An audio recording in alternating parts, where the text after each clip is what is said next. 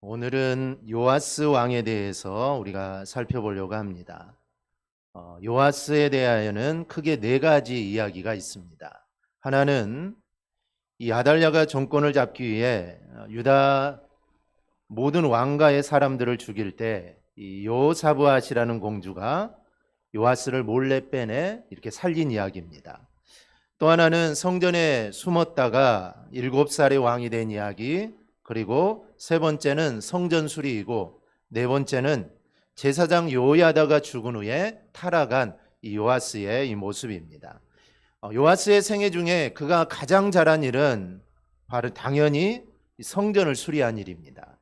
그런데 문제는 그 이후 타락하여서 조상들처럼 우상을 섬기는 일을 반복하게 됩니다. 그래서 참 안타까운 일이죠. 시작은 정말 좋았는데, 그리고 중반까지도 그의 삶은 참 좋았는데 이 마지막이 아름답지 못했음을 우리가 보게 됩니다. 이스라엘 왕들을 보면 처음에는 좋았다가 마지막에 안 좋은 왕들이 꽤 많습니다. 처음부터 악한 왕들은 끝까지 악한 왕인데, 이 처음에는 참 좋았는데 이 마지막에 갈수록 악한 왕들이 많죠. 우리가 솔로몬도 마찬가지입니다. 처음에는 좋았는데 그 끝이 참 좋지 않았습니다. 그래서 그런 왕들이 참 많습니다. 요아스도 마찬가지죠. 또 이게 우리의 인생 같습니다. 참 우리가 하나님을 섬기지만 처음부터 끝까지 정말 하나님을 열심히 하나님 부르시는 그날까지 정말 열심히 섬기면 이 얼마나 좋고 얼마나 아름답겠습니까? 그런데 또 우리의 인생이 그렇지 않습니다. 정말 잘 섬기다가도 시험이 들 때도 있고 또 다시 나올 때도 있고, 참 이런 게 계속 반복되는 삶이 우리의 삶 같습니다. 이런 왕들의 삶을 통해 정말 우리의 일생을 좀 이렇게 볼 수 있는 그런 모습들입니다. 우리는 요아스에 대해서 두 번에 걸쳐 살펴볼 건데, 오늘은 그 첫 번째 시간으로 요아스가 어떻게 왕이 되었고 또 그가 한 일이 무언가를 함께 좀 살펴보려고 합니다. 요아스를 통하여 내가 하나님 앞에서 잘하는 것은 무엇이고 또 내가 잘못한 것은 무엇인지 우리가 돌아보면서, 잘하는 것들은 우리가 서로 격려하고 또 잘못하는 것은 반성하고 또 돌이킬 수 있는 저와 여러분이 될 수 있기를 바랍니다. 먼저는 요아스의 어린 시절에 있었던 일입니다. 이 남유다의 다섯 번째 왕인 이 요람은 아버지 여호사밧에 의해서 아합과 이세벨의 딸인 이 아달랴라는 여인과 결혼해서 아하시아를 낳습니다. 그 아하시아가 후에 왕이 되어서 북이스라엘 왕인 요람과 함께 아람과 전쟁을 벌이게 되죠. 그런데 전쟁에서 요람이 부상을 입어 이 동맹관계인이 이 병문안 차 북이스라엘로 갔다가 마침 갔더니 그 나라에 반란이 일어난 것입니다. 그래서 예후의 반란으로 인해 요람과 함께 이 죽임을 당하게 되죠. 이 관계는 맺어서는 안 되는 관계였습니다. 동맹에서는 안 되는 관계였죠. 왜냐하면 북이스라엘은 선한 왕이 아니었기 때문입니다. 그런데 하나님 말씀을 어기고 정말 동맹 관계를 맺었다가 그 사건으로 인해 이 죽임을 당하게 됩니다. 그러자 아하시아의 어머니인 아달랴가 유다 왕 가문의 모든 남자들을 다 죽이고 스스로 여왕에 등극을 하죠. 그런데 이때 역대하 22장 11절을 보면 요람의 딸이 요아스를 구해냅니다. 왕의 딸 여호사브앗이 아하시아의 아들 요아스를 왕자들이 죽임을 당하는 중에서 몰래 빼내어 그와 그의 유모를 침실에 숨겨 아달랴를 피하게 하였으므로 아달랴가 그를 죽이지 못하였더라. 여호사브앗은 요람 왕의 딸이요 아하시아의 누이요 제사장 여호야다의 아내이었더라. 즉 여호사브앗은 아하시아의 누이였습니다. 요아스에게는 고모인 셈이죠. 그리고 제사장 여호야다의 아내였습니다. 여호사브앗은 유다 왕가의 대가 끊길 상황에서 이렇게 요아스를 구해냅니다. 이런 죽음의 위기에서 구함을 받은 사람이 바로 요아스입니다. 그리고 나서 그는 여호야다의 보호 아래 성전에서 6년 동안 숨어 지내게 됩니다. 물론 그 6년 동안은 아달랴가 나라를 다스리게 되죠. 그러면 아달랴가 남유다를 어떻게 다스렸을까요? 성경은 나라를 어떻게 다스렸는지 구체적으로 말하지 않습니다. 그런데 역대하 24장 7절을 보면 이 성전을 수리해야 하는 이유를 설명하면서 이는 그 악한 여인 아달랴의 아들들이 하나님의 전을 파괴하고 또 여호와의 전의 모든 성물들을 바알들을 위하여 사용하였음이었더라. 이렇게 말을 합니다. 이 구절을 통해 우리는 아달랴가 얼마나 하나님을 무시하고 바알을 섬겼는지를 알 수가 있습니다. 그리고 성전에 있는 금이나 성전에 있는 성물들을 다 가져다가 이 바알 신전에 다 바친 것이죠. 즉 하나님을 섬기던 성물로 우상을 섬겼던 것입니다. 그만큼 아달랴는 우상을 섬기고 악한 정치를 펼쳤던 것이죠. 그래서 역대하 23장을 보면 그래서 여호야다를 중심으로 혁명이 일어납니다. 그래서 아달랴는 죽임을 당하게 되죠. 또한 아달랴를 따랐던 사람들도 함께 죽습니다. 그리고 나서 요아스가 왕이 되는데 이때 요아스의 나이가 7살이었습니다. 좀 기다리면 되는데 다윗의 후손을 이을, 즉 유다 왕가의 후손을 이을 인물이 요아스 한 명밖에 없었기 때문에 7살이었지만 어쩔 수 없이 그는 왕위에 오르게 됩니다. 이때가 역사적으로 주전 835년쯤 됩니다. 7살의 왕이 오른 요아스는 약 40년 동안 왕위에 있습니다. 그러니까 요아스는 역사적으로 남유다의 8번째 왕입니다. 여기서 우리가 볼 수 있는 것은 하나님은 반드시 그 언약을 지키신다는 겁니다. 즉 하나님은 약속하신 것은 하나님은 반드시 지킵니다. 하나님은 성전을 짓겠다는 이 다윗의 신앙을 보시고 역대상에서 그 후손이 왕위를 떠나지 않을 것이다. 즉 너의 후손들이 대대로 왕위에 있을 것이다 라는 이 말을 합니다. 그런데 왕위가 끊길 위기가 여러 번 있었습니다. 한두 번이 아니었죠. 그중 가장 큰 위기는 이 아달랴로 인한 위기입니다. 그런 하나님은 그 위기 순간에 여호사브앗을 사용하신 것이죠. 마치 이스라엘이 엄청난 위기에 닥칠 때 이스라엘을 구원하기 위해 하나님은 바로의 공주를 사용하여서 모세를 보호하신 것과 같습니다. 바로의 공주는 이방 사람입니다. 그런데 하나님께서는 이방 여인을 통해 모세를 보호하신 것입니다. 즉 이스라엘을 구원해야 되기 때문에 이 모세라는 사람을 살려야 되기 때문에 하나님은 바로의 공주를 하나님이 사용하신 것이죠. 그리고 이스라엘이 이방 나라들로부터 어려움을 당하여 그들이 하나님께 부르짖자 하나님이 사사를 보내서 이스라엘을 구원해 준 것과도 동일합니다.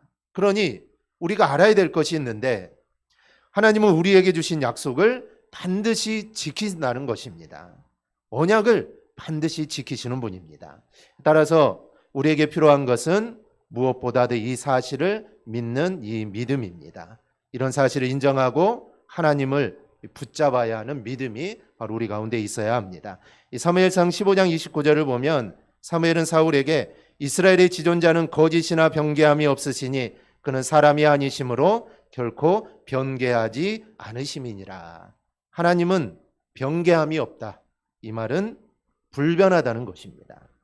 불변성은 하나님만 가지고 있는 속성입니다. 우리 인간은 불변하지 않습니다. 우리 인간은 불변하지 않죠.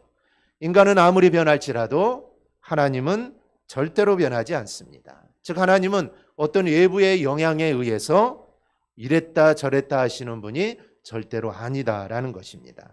우리가 하나님을 신실하다라고 말하는 이유가 바로 여기에 있습니다.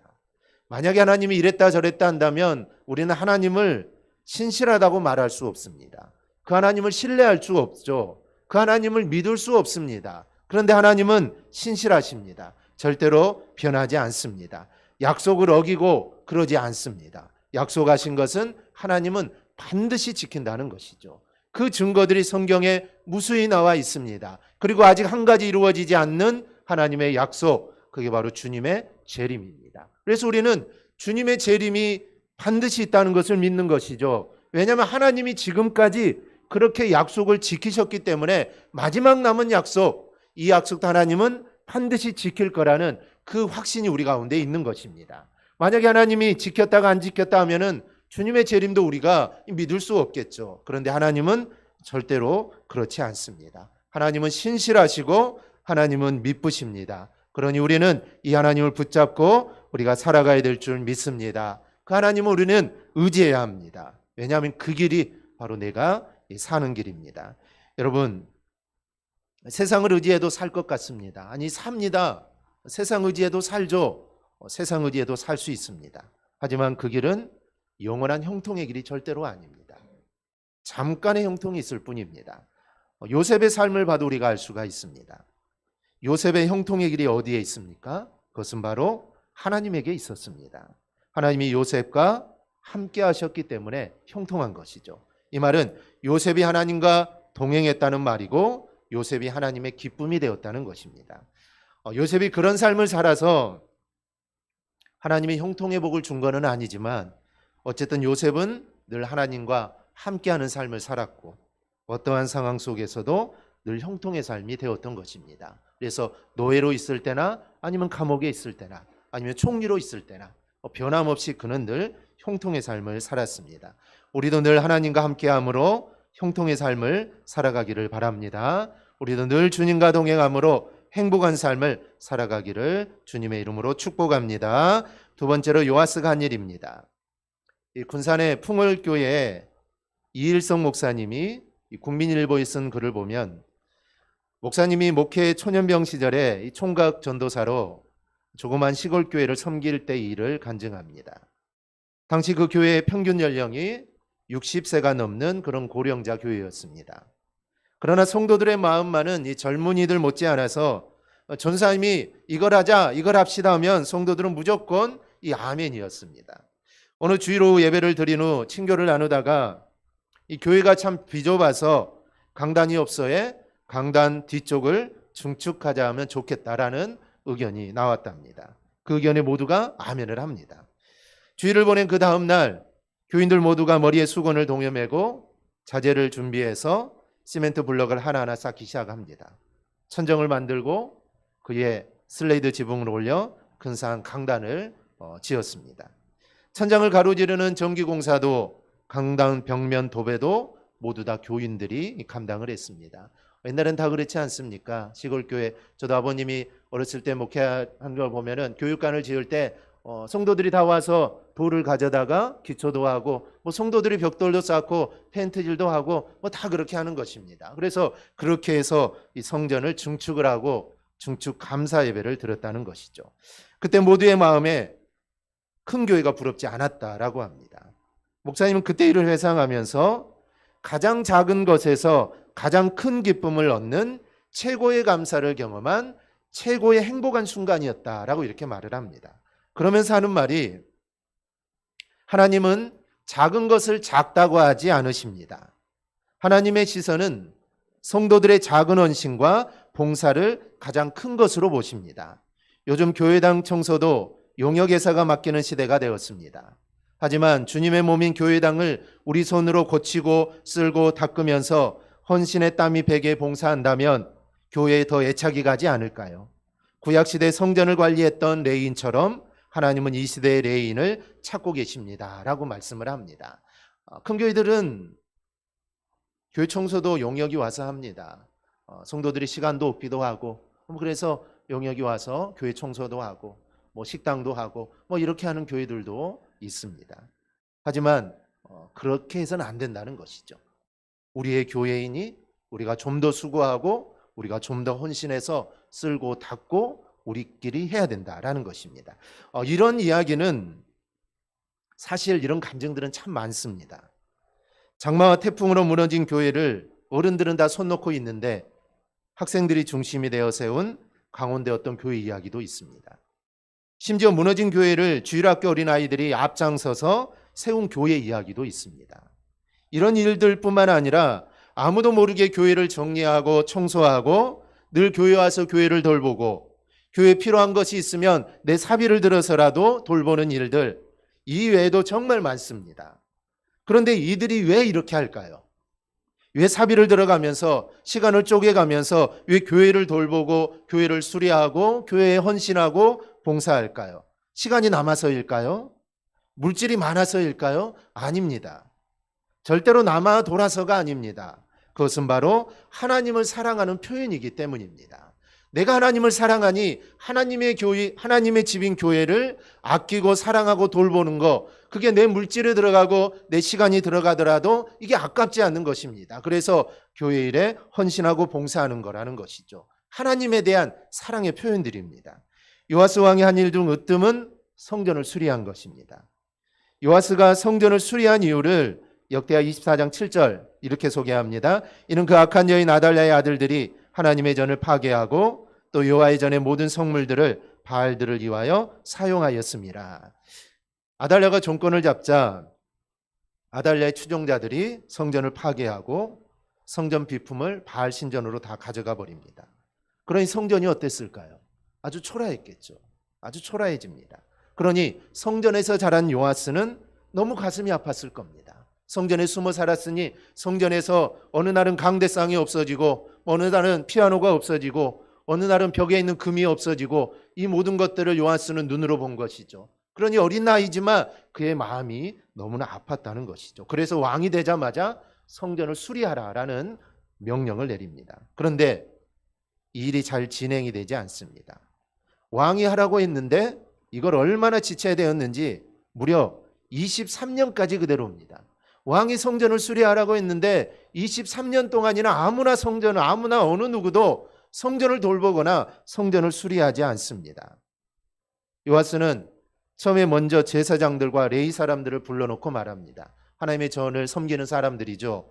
여러분은 유다의 모든 성으로 가서 해마다 성전을 수리할 비용을 거두어 드리십시오. 지체하지 말고 당장 이 일을 수행해야 합니다. 성전세가 있지 않습니까? 그래서 성전에 바치는 세가 있습니다. 그것을 거두어다가 성전을 수리하라는 것이죠. 근데 레위 사람들이 이걸 하지 않습니다. 시간을 계속 끌죠. 아마 돈을 모으는 일이 아마 어려워서일 겁니다. 그러자 요아스는 대제사장을 부릅니다. 요야다, 자기를 왕에 올렸던 요야다를 불러서 당신은 어째서 레위 사람들에게 지시하여 하나님의 종 모세가 이스라엘 백성에게 부과한 성전세를 유다와 예루살렘에서 거두어들이지 않습니까? 라면서 대제사장을 책망을 합니다. 나이 차이도 엄청 나겠죠. 근데 그를 대제사장을 책망합니다. 그리고 나서 자신이 직접 이 일에 나섭니다. 시켰는데 아무도 하지 않으니 자기가 직접 일에 나선 것이죠. 역대하 24장 8절 9절입니다. 우리 한음성으로 함께 봅니다. 이에 왕이 말하여 한 궤를 만들어 여호와의 전문 밖에 두게 하고 유다와 예루살렘에 공포하여 하나님의 종 모세가 광야에서 이스라엘에게 정한 세를 여호와께 드리라 하였더니 아멘. 요아스는 한 궤, 즉 헌금함을 만들어 헌금을 하게 합니다. 그랬더니 모든 지도자들과 백성들이 아주 기쁜 마음으로 돈을 가져와 그 헌금함에 넣었는데 넘칠 때까지 넣게 됩니다. 그래서 헌금함에 돈이 찰 때마다 그것을 거두어다가 궁중 담당관에게 메고 갑니다. 그러면 궁중 담당관들은 그 돈을 계수하고 헌금함을 다시 제자리에 갖다 둡니다. 이렇게 해서 헌금이 모아지자 요아스 왕과 요야다는 성전 수리하는 담당자들에게 직접 그 돈을 주고 그래서 석수와 목수와 철공을 고용하여 성전을 수리하기 시작을 합니다. 모든 인물들이 열심히 일한 덕분에 성전 수리는 잘 진행이 되고 성전의 본래 모습을 회복하게 됩니다. 여기서 우리가 볼 수 있는 것은 요아스의 열심입니다. 요아스가 성전 수리를 명하였지만 레위인들은 주저합니다. 그것을 보고 요아스가 앞장을 선 것이죠. 아마 요아스는 성전 수리가 잘 진행되고 있을 거라 생각을 했을 겁니다. 왕의 명령이니 당연히 잘 될 거라고 생각을 했죠. 그런데 아니었다는 것이죠. 그래서 자신이 직접 나갑니다. 요아스는 선한 일, 하나님의 일에 열심을 낸 것이죠. 로마서 12장 11절에 보면 부지런하여 게으르지 말고 열심을 품고 주를 섬기라 라고 말씀을 합니다. 그러니 우리는 선한 일에 그리고 주님의 일에 열심을 우리는 내어야 합니다. 그런데 누군가가 열심을 내면 거기에 반드시 따르는 사람이 있습니다. 그러니 우리가 기억할 것이 있습니다. 우리가 교회나 어디서나 일꾼이 없다고 선한 일에 앞장을 서는 사람이 없다고 불평해서는 안 됩니다. 내가 앞장을 서면 됩니다. 그러면 반드시 거기에 동참하는 사람들이 생깁니다. 이것이 바로 선한 영향력이죠. 저는 우리 모두가 이런 선한 영향력의 리더들이 될 수 있기를 바랍니다. 여러분 먼저 하면 됩니다. 다른 사람이 하기를 기다리는 것이 아니라 다른 사람이 시작하면 야 나도 함께 해야겠다 이게 아니라 내가 먼저 시작하면 됩니다. 그러면 됩니다. 그러면 다른 사람도 함께 하게 되고, 물론 내가 먼저 하면 수고롭겠죠. 다른 사람은 다 하지 않는데 내가 그 일을 먼저 한다면 이게 수고로울 수 있습니다. 그런데 그렇게 하다 보면 자연스럽게 사람들이 생기게 되고, 그러면 그들과 함께 일을 해나가면 됩니다. 그렇게 할 때 하나님의 일이 이루어지고 교회가 든든하게 세워지는 것입니다. 교회 일은 혼자 할 수 없습니다. 하지만 누군가는 시작을 해야죠. 시작을 해야 이게 할 게 아닙니까? 그래야 일이 이루어집니다. 바로 그 시작하는 그 사람이 바로 내가 될 수 있기를 바랍니다. 그리고 또 하나 볼 것은 사람들의 반응입니다. 사람들은 모두 성전을 사모하여 예물을 드립니다. 열심히 드리죠. 사람은 누구나 자신의 돈을 내어놓기를 힘들어합니다. 부담스러워하죠. 고린도후서 9장 6절을 7절을 보면 우리에게 이렇게 권면합니다. 이것이 곧 적게 심는 자는 적게 거두고 많이 심는 자는 많이 거둔다는 말이로다. 각각 그 마음에 정한 대로 할 것이요 인색함이나 억지로 하지 말지니 하나님은 즐겨내는 자를 사랑하시느니라. 하나님은 즐겨내는 자를 사랑하신다라고 했습니다. 인색함이라 억지로 해서는 안 됩니다. 왜냐하면 그 예물은 하나님이 기뻐하지 않기 때문이죠. 그리고 10절을 보면 심는 자에게 씨와 먹을 양식을 주시는 이가 너희 심을 것을 주사 풍성하게 하시고 너희 의의 열매를 더하게 하시리니 라고 합니다. 즉 우리가 하나님을 사랑하는 마음으로 심게 되면 하나님이 책임져 주신다는 것이죠. 먼저 그의 나라와 그의 의를 구하라. 그래야 하면 이 모든 것을 너에게 더하신다는 그 말씀과 같습니다. 우리는 이 원리를 절대로 잊지 말아야 합니다. 우리가 성경을 볼 때 성경 분량이 많은 것 같고 참 복잡한 것 같지만 사실 성경의 원리는 하나입니다. 그것은 바로 이 사랑이죠. 하나님이 우리를 사랑하시니 모든 문제가 다 해결이 됩니다. 문제 중 으뜸은 죄 문제입니다. 죄 문제는 해결할 방법이 없습니다. 우리 스스로 내 죄를 해결할 수가 없죠. 그런데 하나님께서 우리를 사랑하셔서 아들을 이 땅에 보내셔서 그 죄 문제가 다 해결이 된 것이죠. 이것은 우리도 마찬가지입니다.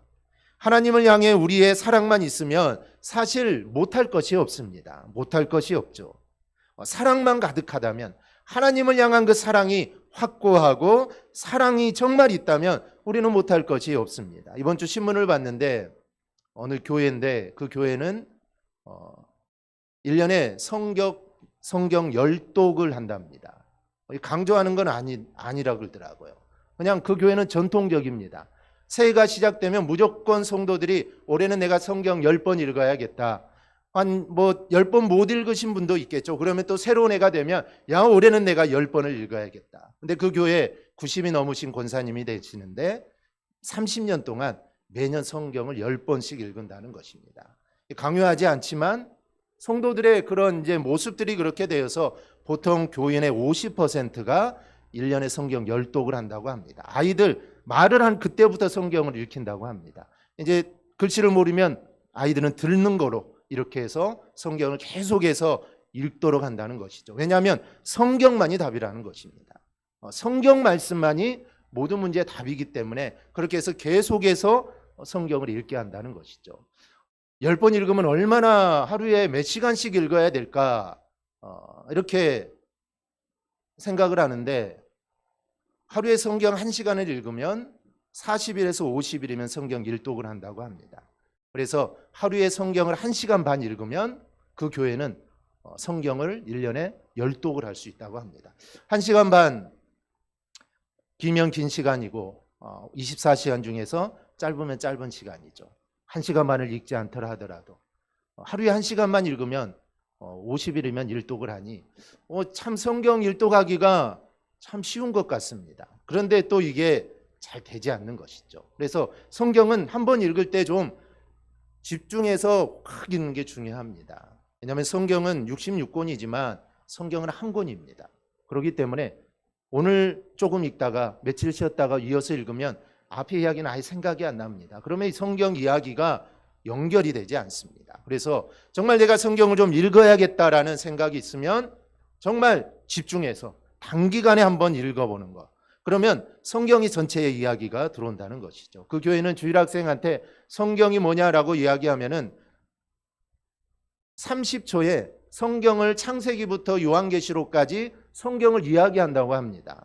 왜냐하면 아이들도 이미 성경이 머릿속에 들어가 있기 때문에 성경이 어떤 내용이냐? 그러면 창세기로부터 요한계시록이 30초면 요약해서 그냥 말할 수 있다는 것이죠. 이미 들어가 있기 때문이라는 것이죠. 그래서 정말 하나님을 내가 사랑한다면, 하나님의 사랑이 내 안에 가득한다면 저는 이런 일도 이 불가능한 일이 아니라고 생각을 합니다. 내가 다짐만 하면 할 수 있다는 것이죠. 우리가 신앙생활하면서 제일 부담스러운 문제는 헌금 문제입니다. 그래서 목회자도 헌금 설교는 잘하지 않습니다. 하지 않죠. 보통 재직 세미나나 옛날에는 부흥회 할 때 부흥 강사 목사님이 와서 막 헌금 이야기하지 않습니까? 이 담임 목사님이 하지 못하는 거 뭐 강사 목사님의 이야기하고 가면 끝이니까 막 하는 것이죠. 그럴 때나 헌금 이야기를 하지 이 헌금은 잘하지 않습니다. 설교하는 목사도 부담스럽고 또 설교를 듣는 성도들도 헌금 이야기는 부담이 되기 때문입니다. 그런데 하나님을 사랑하면 이게 문제가 되지 않는다는 것입니다. 고민이 되지 않습니다.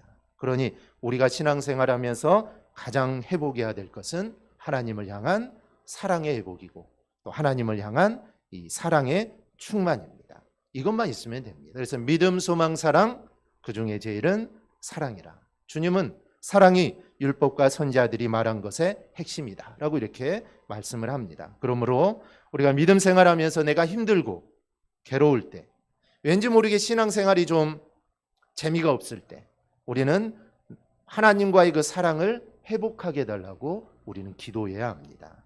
하나님을 향한 사랑이 회복되고 그 사랑이 변하지 않는다면 아무리 어려워도 굳건한 신앙생활을 우리는 할 수가 있습니다. 이 요아스는 갓난아기 시절 죽음의 위기의 순간에 이 고모인 여호사밧에 의해서 구함을 받았습니다. 그리고 성전에서 6년 동안 숨어서 살죠. 이 숨어서만 살았겠습니까? 아니죠. 제사장에게 6년 동안 양육을 받은 것입니다. 하나님의 말씀을 양육받은 것이죠. 즉 하나님의 날개 아래 보호를 받은 것입니다. 그리고 요야다가 일으킨 혁명을 통해 아달랴는 죽임을 당하고 7살의 왕에 오릅니다. 여기까지 요아스를 보면 참으로 귀한 일을 한 사람이죠. 성전을 수리했으니 이 얼마나 귀한 일을 한 겁니까? 여러분도 요아스가 성전을 사랑한 것처럼 교회를 사랑하고 섬기고 충성하는 우리 성도들이 되시기를 바랍니다. 그리하여 하나님의 기쁨이 되기를 주님의 이름으로 축원합니다. 아멘. 기도하겠습니다.